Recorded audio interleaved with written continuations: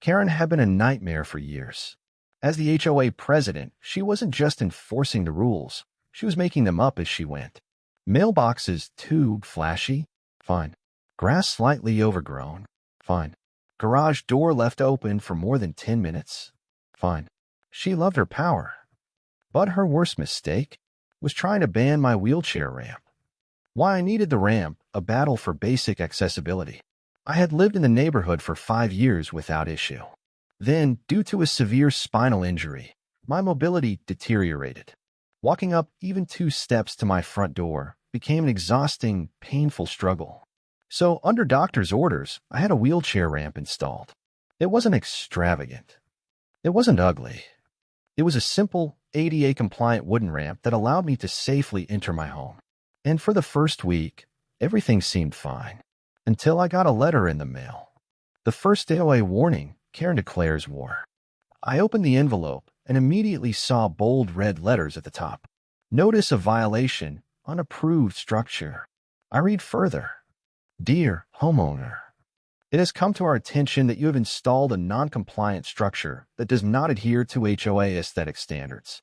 All modifications to the exterior of your home must be pre-approved by the HOA Architectural Committee. Please remove the ramp within 14 days or face a fine of $150 per day. Sincerely, Karen L. Patterson, HOA President. I had to reread it 3 times to make sure I wasn't imagining things. Karen was actually trying to fine me for installing a wheelchair ramp.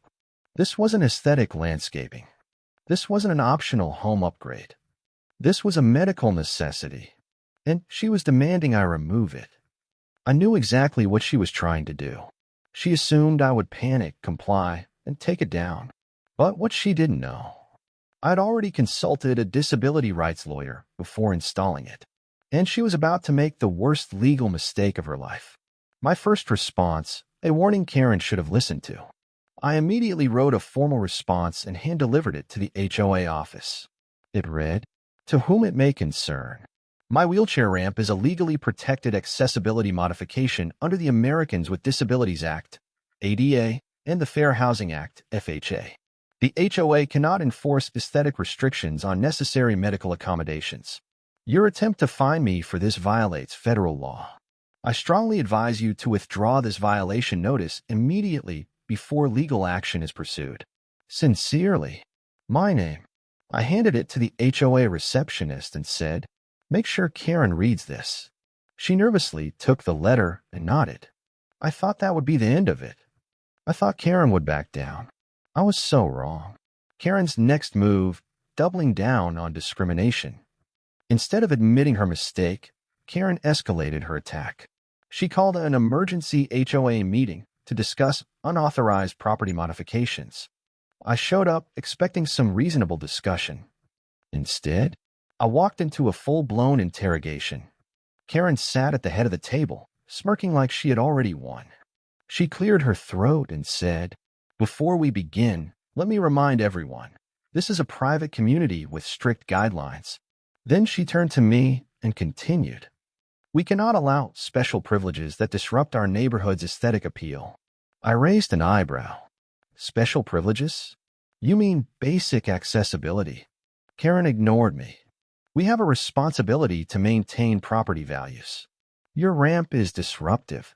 I pulled out my legal documentation and slid it across the table. That's not how the law works. The ADA and FHA protect accessibility modifications. You cannot legally force me to remove it. Karen glanced at the paperwork, but didn't even read it. Then she said something that shocked everyone in the room. "Well, we don't recognize the ADA here." Dead silence. Even the other board members looked uncomfortable. I stared at her and said, "Say that again." Slowly, Karen crossed her arms. "This HOA has its own rules.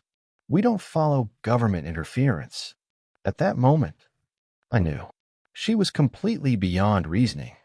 So I smiled, stood up, and said, "I'll see you in court." Karen laughed.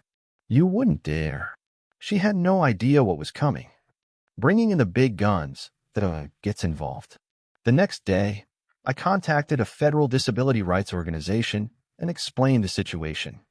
They were furious. Within 48 hours, the Department of Justice, DOJ, launched an official investigation. A federal representative personally contacted the HOA and said, "This HOA is in violation of federal law. Cease all fines and harassment immediately or face legal action." Karen's response? She ignored them. She actually told the HOA board members that the DOJ was bluffing and that they should fight back.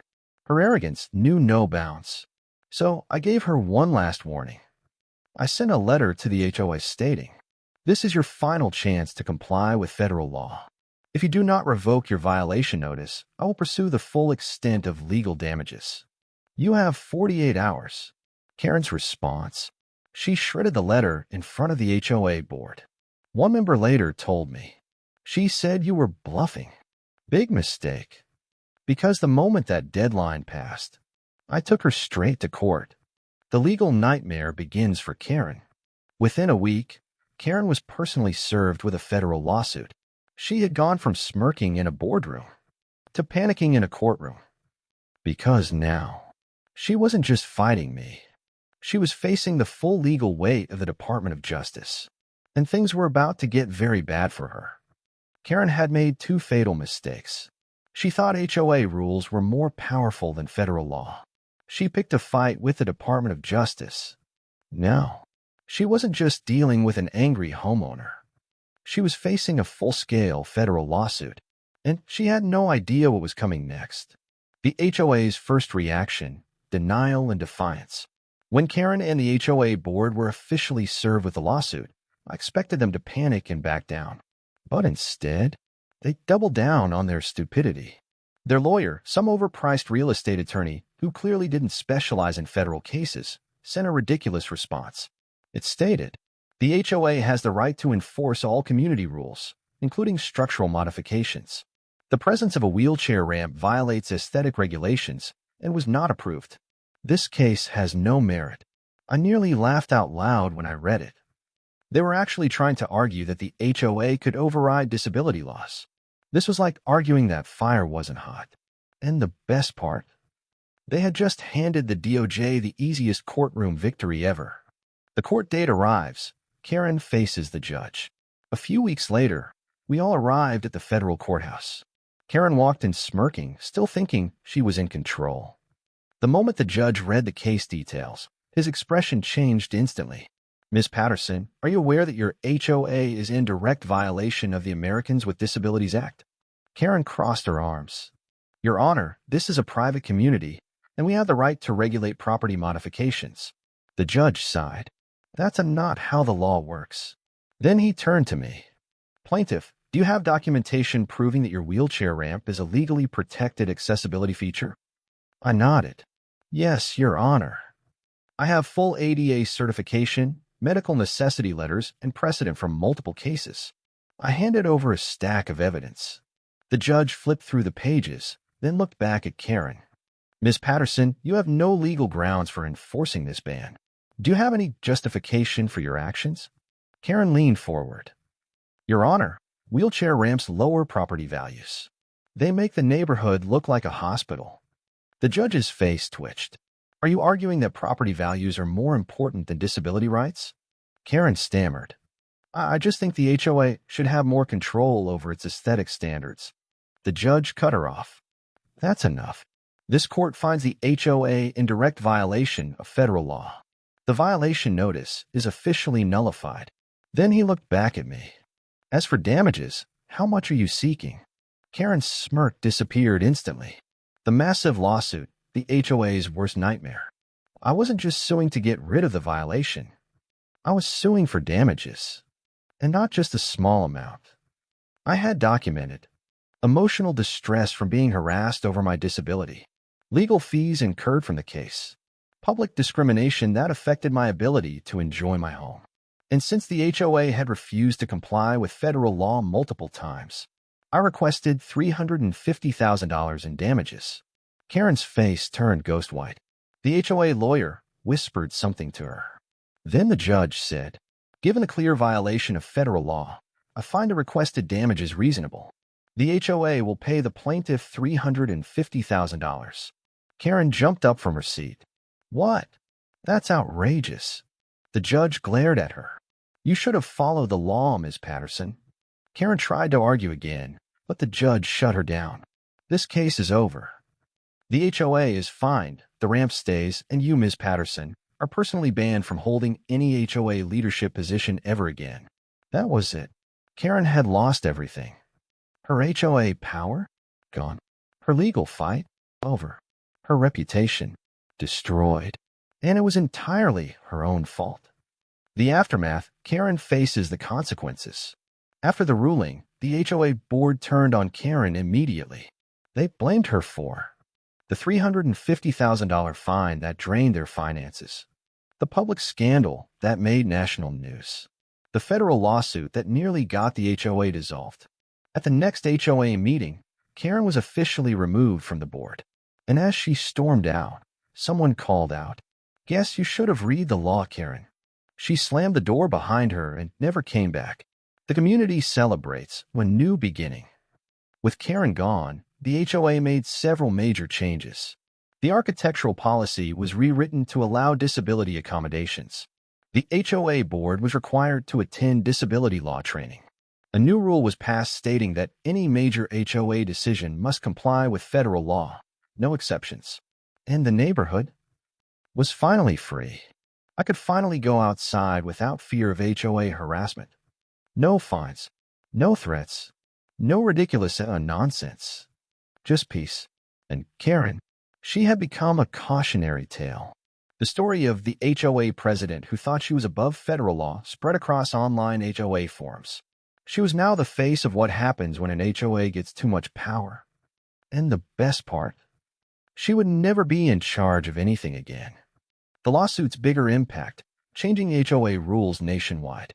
After my case made national news, HOAs across the country started revising their policies to comply with ADA regulations, removing blanket bans on accessibility modifications, ensuring disabled homeowners could make necessary changes to their properties. One HOA president even emailed me personally saying, "I was about to enforce a similar policy in my community, but after reading about your lawsuit, I realized we were in the wrong. Thanks for standing up. You saved a lot of homeowners from dealing with the same nonsense." Karen's plan backfired so badly that she didn't just lose control of her own HOA. She ended up forcing every HOA to rethink their power. Meanwhile, where was Karen?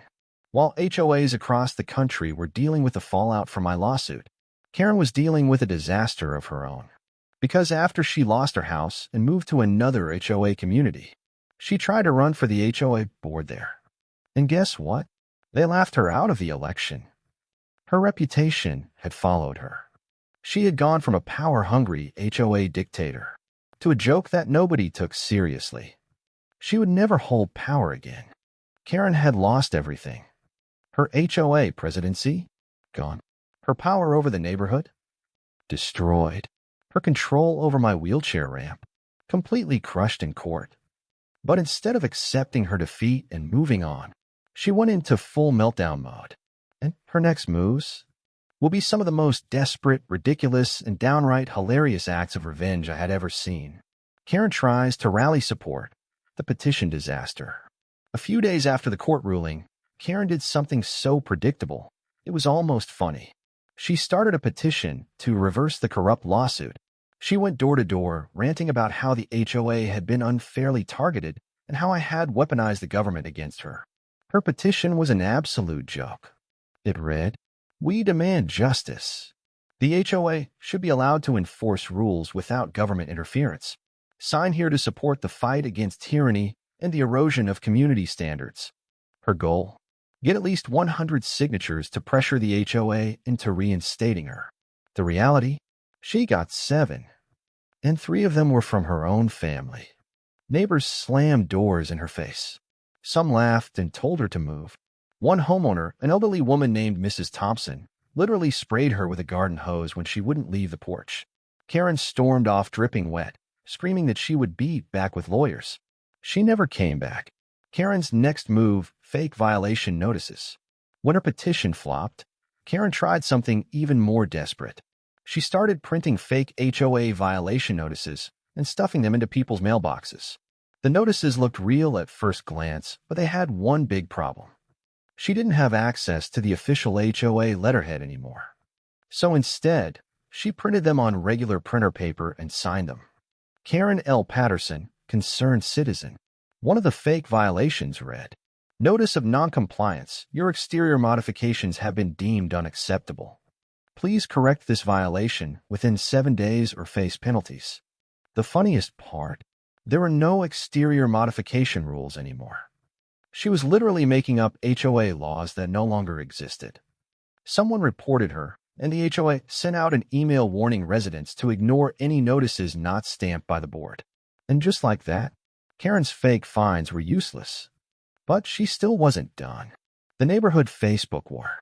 With no legal power left, Karen turned to Facebook. She created a new group called Save Our HOA and invited everyone in the community.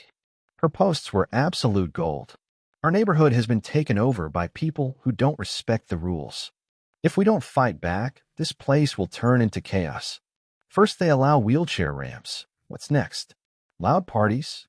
Illegal parking? Absolute anarchy. She tagged almost every resident. And the responses were brutal. "Karen, please move. Nobody cares. Go away. You lost. Get over it. This is embarrassing." Within a few days, the group had 3 members. Karen, her sister, and some random guy who probably didn't know how to leave the group. Then, one of the HOA board members reported her for harassment. Facebook suspended her account. And just like that, her last attempt at control was gone. Karen tries one final act of revenge, and it blows up in her face. At this point, Karen was desperate. She couldn't force her way back into the HOA. She couldn't convince the neighborhood to support her. She couldn't even harass people online anymore. So she did something truly insane. She filed a complaint against me with the city. She claimed that my wheelchair ramp was a hazard and non-compliant with safety regulations. Her complaint read, "There is an unauthorized structure in our neighborhood. It is poorly built, obstructive, and poses a danger to residents. Immediate removal is required for community safety." Now, let me be clear.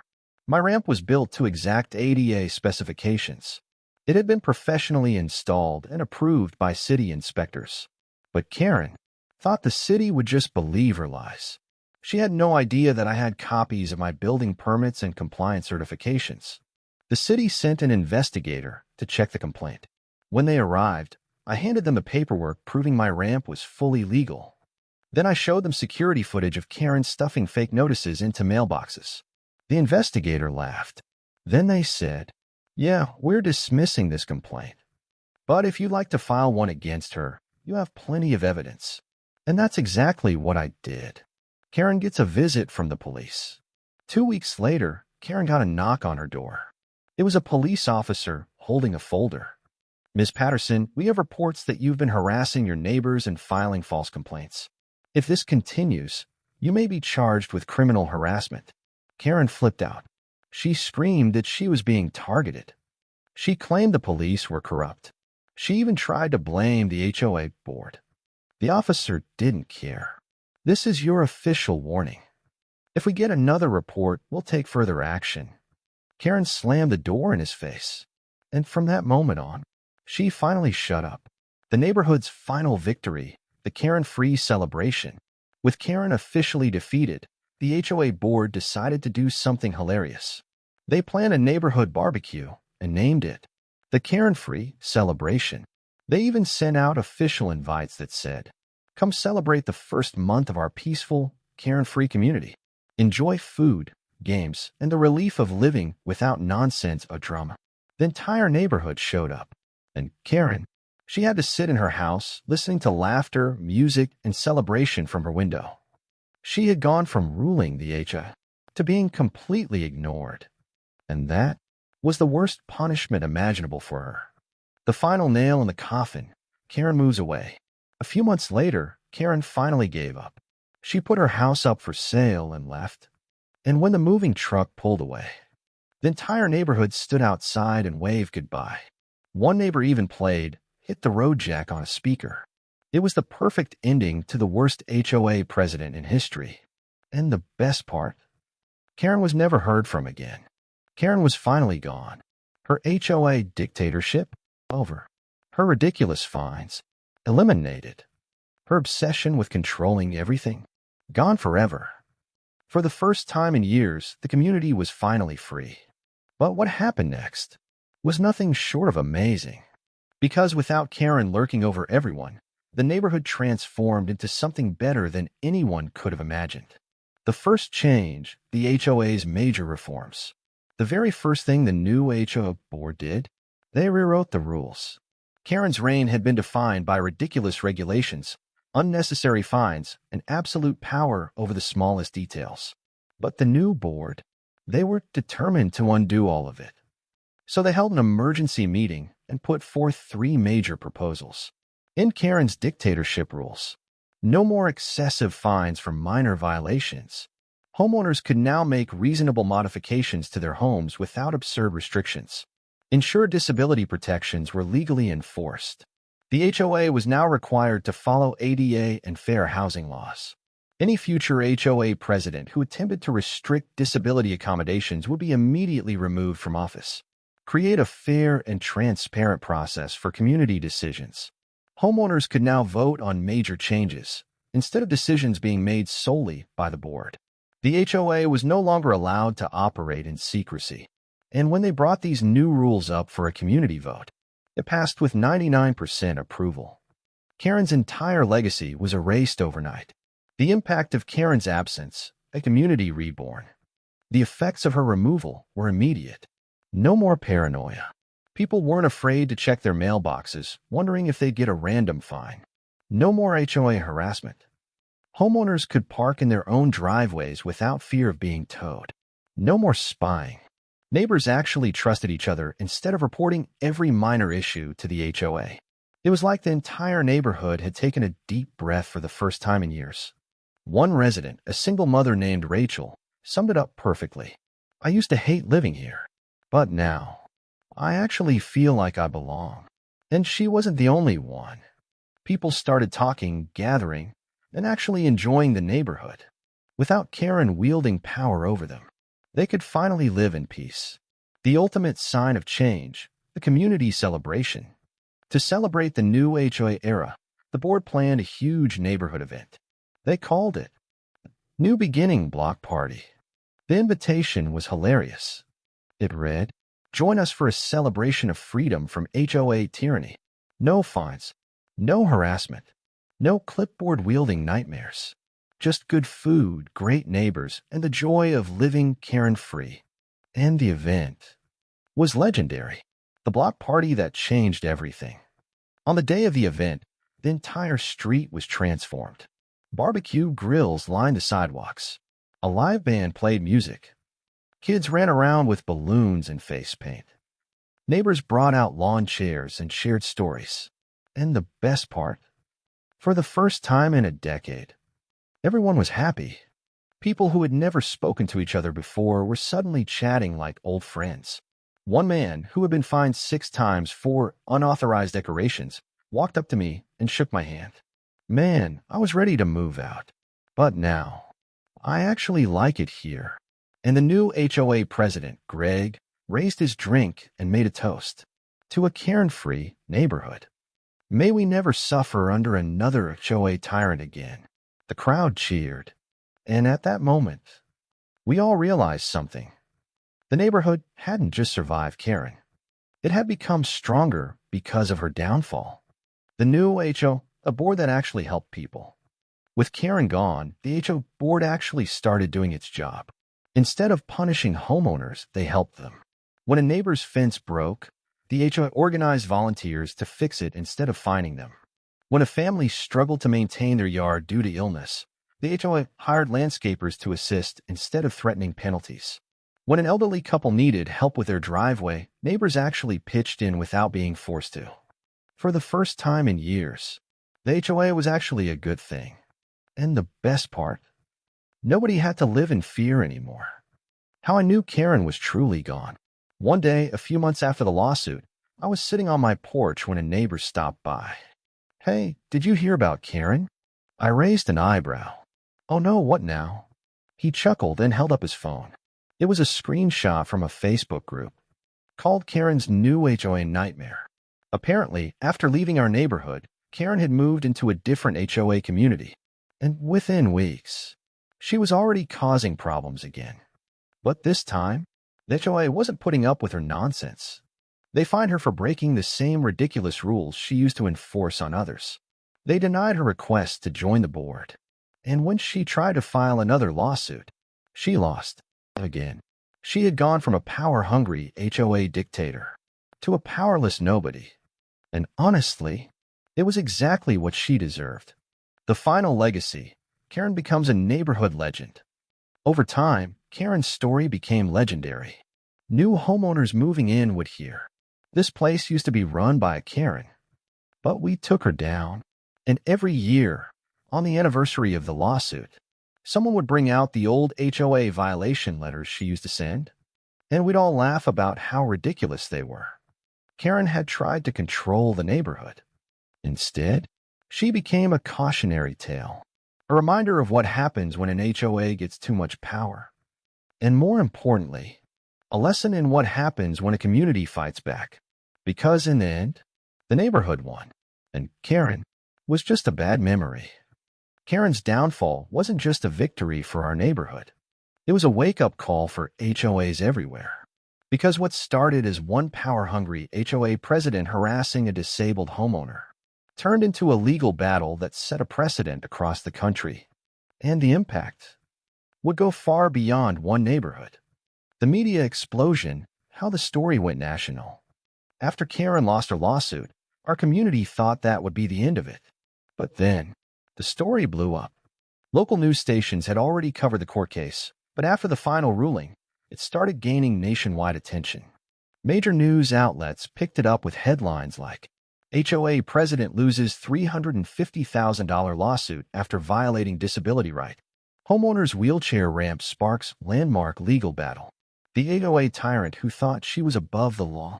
The story spread like wildfire across social media, legal blogs, and disability advocacy groups.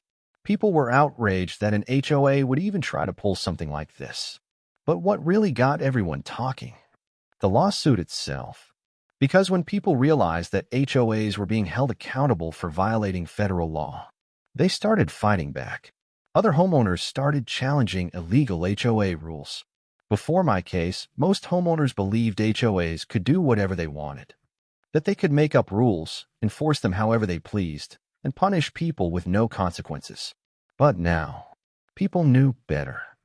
Within weeks of my lawsuit making headlines, homeowners across the country started filing their own lawsuits against HOA boards that overstepped their authority, challenging ridiculous HOA fines using legal precedents from my case, pushing for new state laws that would limit HOA power.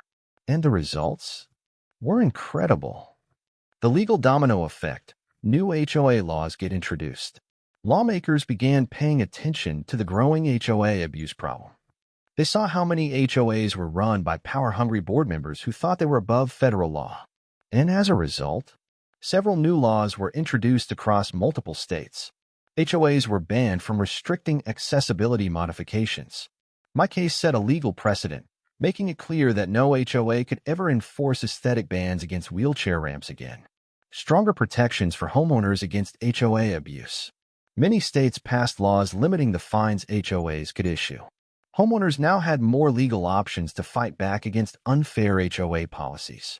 Mandatory HOA training on disability rights and fair housing laws. Some states began requiring HOA board members to complete legal training before they could enforce rules.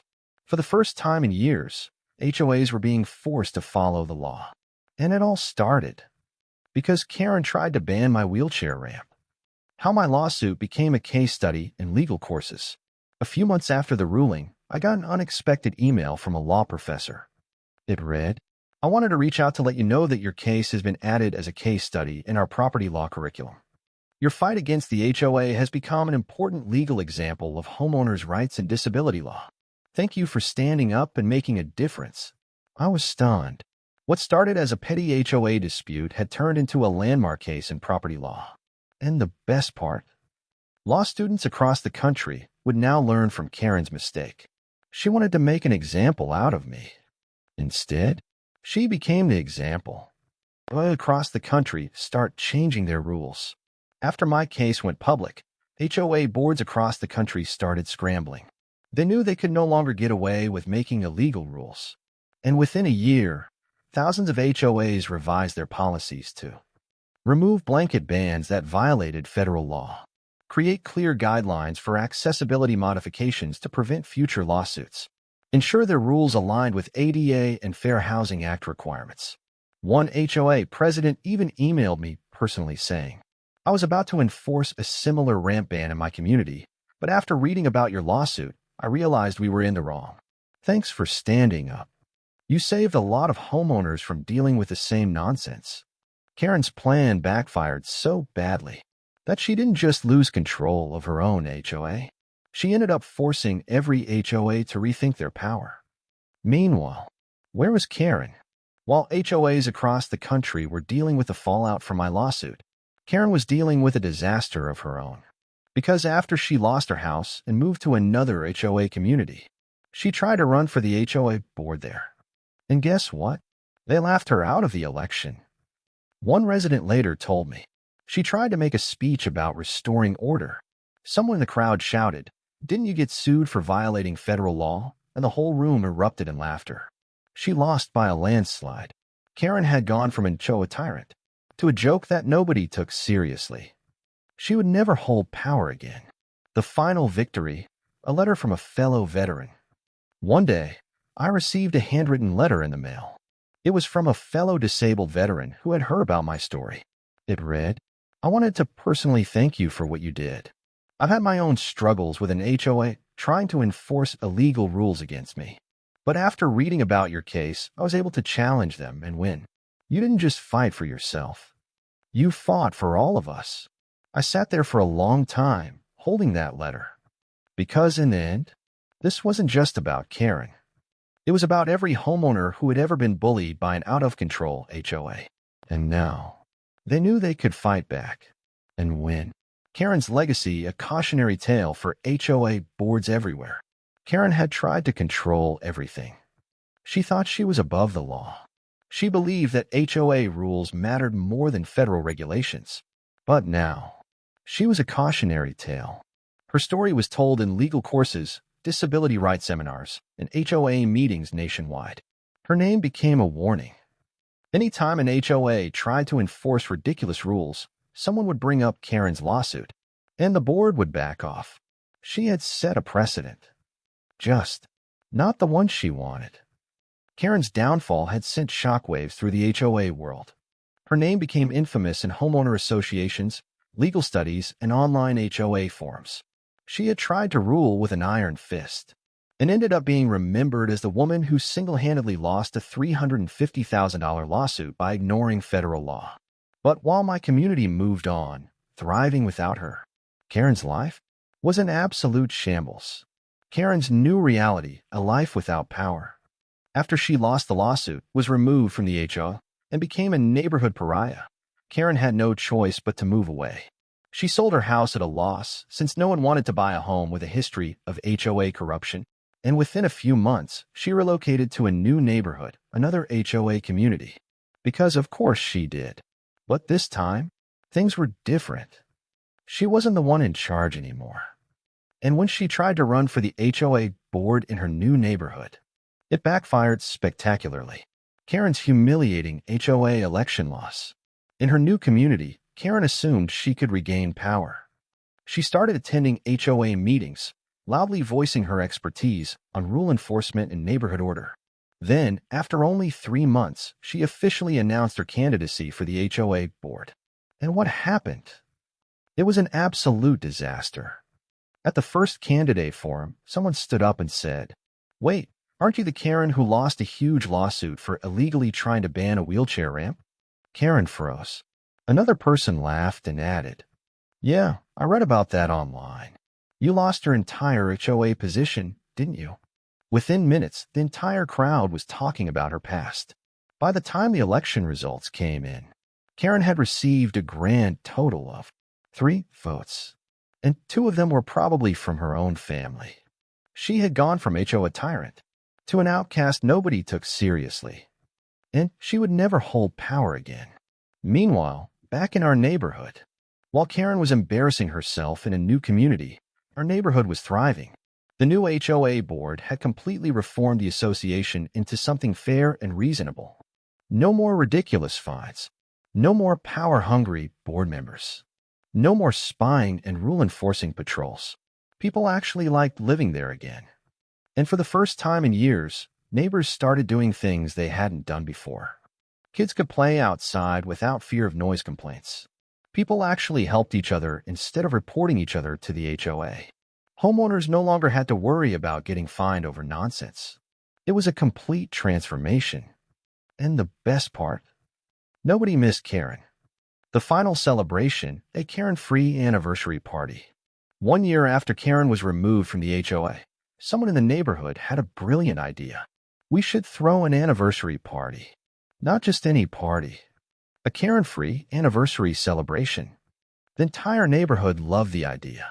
They printed invitations that read, "1 year ago, we defeated the Tyrant. Join us in celebrating 1 full year of peace, sanity, and no ridiculous HOA fines. No clipboards allowed." And the event was legendary. Barbecue pits were set up on multiple streets. A dunk tank was rented, with a dummy labeled "Oh, Tyrant."